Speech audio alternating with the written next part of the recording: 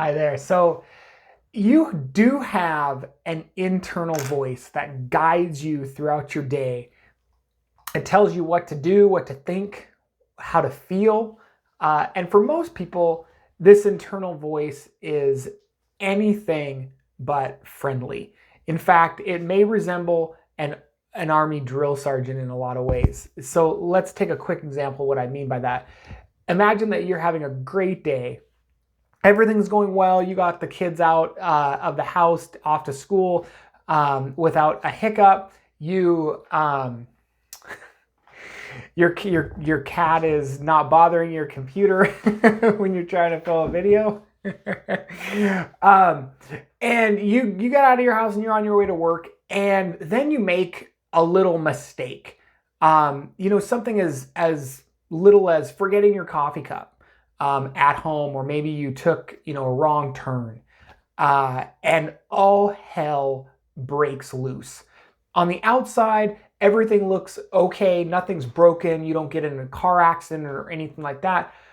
And you're even able to maintain some semblance of composure.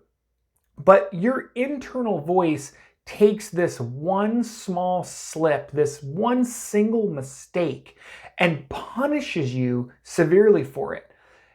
To some, it might not have even been a mistake at all, but to your internal self-critic, it may have well been a life or death incident. And the horror of the internal voice is twofold. One, for many people, it's nearly completely negative. It's almost silent when everything is going well. And two, it's almost never silent. Okay, it wakes us up in the morning with thoughts of you'd better get up or else, and then persistently nags us throughout the day with reminders of how our life is not perfect, how other people are better than us, how we're never going to have the success we deserve, and how incapable we are at even the most basic and simple tasks in our life. Essentially, what this internal dialogue ensures is that things are never going well for us, that there's always a chance of catastrophe waiting to happen.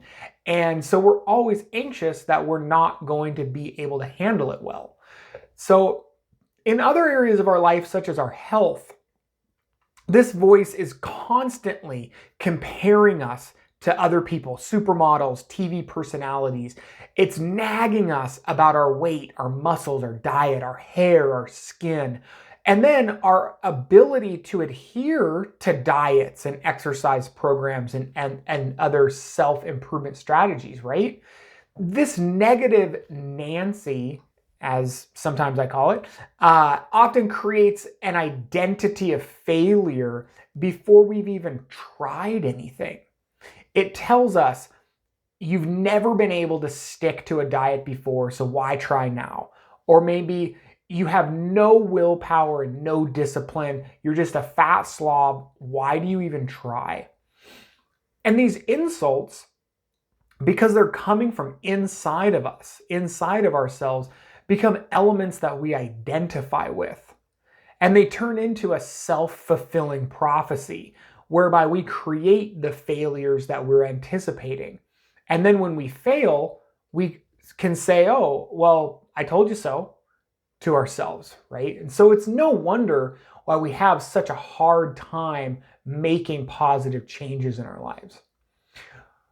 But there's also another voice inside of us. It's a quieter voice, and for some, it may seem almost non-existent, but she's still there. She's the voice that truly wants what's best for you.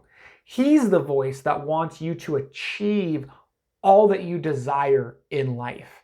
She's the voice that feels your pain of your negativity, your shame. He's the voice that truly wants you to have a better life. This is the voice of kindness. It's also the voice of your true self, your higher self, the voice of God within you, the voice of Christ within you, however you want to conceptualize it. But one thing is for certain, it is there inside of you, and it is kind. This is the voice of the perfect parent inside of you. I know that most of us, many of us, had childhoods that were definitely not marked by perfect parents. But this voice inside of us takes that role, that whatever that perfect parent would be, the mother or father who wants nothing but love, joy, and peace for you. This is the voice that tells you that it's all going to be okay, and that even though you failed today, tomorrow is another day, and you can try this all again. This is the voice that's honestly interested in you learning so that you can succeed, and looks at each failure that you have as simply an opportunity for learning. And this is all very interesting because this is also the voice that's the source of all the great advice that we give to other people, our friends and our family. This is where all of our understanding and compassion and kindness for other people comes from. Okay? But for most of us, it's next to impossible for us to hear this voice when it's speaking to us. And it's in this voice that our ability to transform everything about our lives exists. And how does that work? It's because it's within this voice that gives us permission to change. Our voice of kindness is the voice that guides us into ourselves, that we may learn what we need to learn in order to become whole. It's also the voice that allows us to make mistakes and move on and not to identify with them. When we learn to speak kindly to ourselves, we open up ourselves to fundamental questions like, what do I want? And what is my purpose in life? So these questions, these fundamental questions help us answer more superficial questions that we struggle with, like, why am I trying to lose weight? Or why am I trying to go to the gym? And a lot of times those questions, those superficial questions, arise in our lives as difficulties, right? Why am I having difficulty losing weight? Why am I having difficulty going to the gym, right? When the question is, well, why am I trying to do this in the first place? And those fundamental questions of what do I want? What is my purpose? Help us figure out answers to those questions.